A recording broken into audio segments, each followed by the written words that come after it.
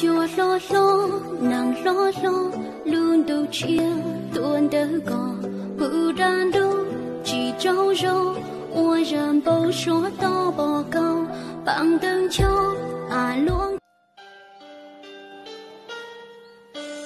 Mày lên nhiều tụi mình thì xe mà lúc khi sọ có hỏi sao cha yêu thơ của xe quay lo bởi vì mỗi lúc của tao qua sẽ chết tôi lần chơi yêu thả có bộ cả năm men trong mong.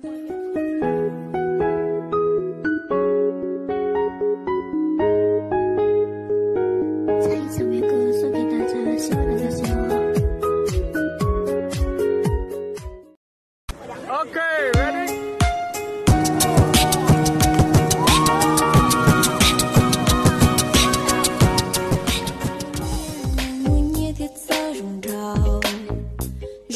Sao rong gì kia của lũ xiên trời có rong tia vì hay tia cả bao su su.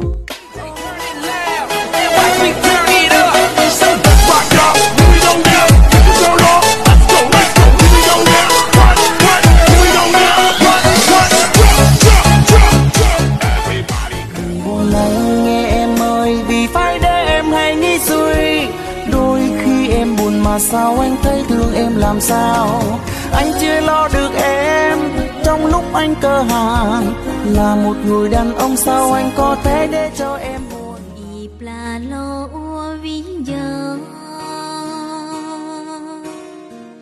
lo bê lo ịp hầu.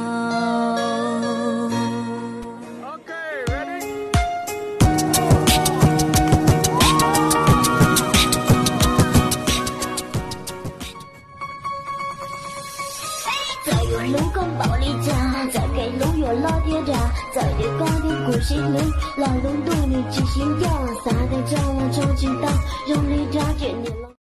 Nè thì vừa sai rồi thôi, vừa sai tụi là lâu, lá khăn lưỡi vừa sai tụi là thì lưỡi vừa này, số bùi gió hết nè.